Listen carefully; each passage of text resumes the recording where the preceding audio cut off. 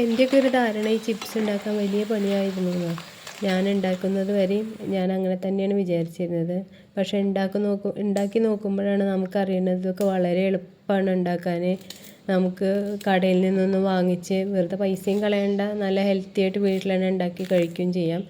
അപ്പോൾ നല്ല മൂത്ത നേന്ത്രക്കായ നോക്കി എടുക്കുക. എന്നിട്ട് അതിൻ്റെ തൊലിയൊക്കെ കളഞ്ഞ് വെള്ളത്തിലിട്ട് വയ്ക്കാം. ഇനി നമ്മളിത് വെള്ളത്തിലിട്ട് വയ്ക്കുമ്പോൾ കുറച്ച് മഞ്ഞൾപ്പൊടിയും കൂടെ ചേർത്താൽ ഇതിൻ്റെ കറിയിൽ നിന്ന് വേഗം പോയി കിട്ടും. കുറച്ച് മഞ്ഞൾപ്പൊടിയും കൂടെ ചേർത്ത് അല്പസമയം മാറ്റി വയ്ക്കുക. ഇനി ഇത് വെള്ളമൊക്കെ കളഞ്ഞ് ഇതിന്ന് വട്ടത്തിൽ അരിഞ്ഞെടുക്കണം. അരിഞ്ഞെടുക്കാനുള്ള ആ ഒരു സ്ലൈസർ ഉണ്ടെങ്കിൽ വേഗമായി കിട്ടും. അതിന് മൂർച്ചയില്ലാത്തതുകൊണ്ട് ഞാൻ കത്തി വെച്ചിട്ടാണ് ഇങ്ങനെ വട്ടത്തിൽ അരിഞ്ഞെടുക്കുന്നത്. ഇത് നമുക്കിനി ഇത് എണ്ണയിൽ വറുത്തെടുക്കേണ്ട ഒരു പണിയേ ഉള്ളൂ. അതിന് മുന്നേ നമ്മൾ ആദ്യം കുറച്ച് മഞ്ഞൾപ്പൊടി, ഉപ്പും വെള്ളം കൂടെ ഒന്ന് മിക്സാക്കി വയ്ക്കുക.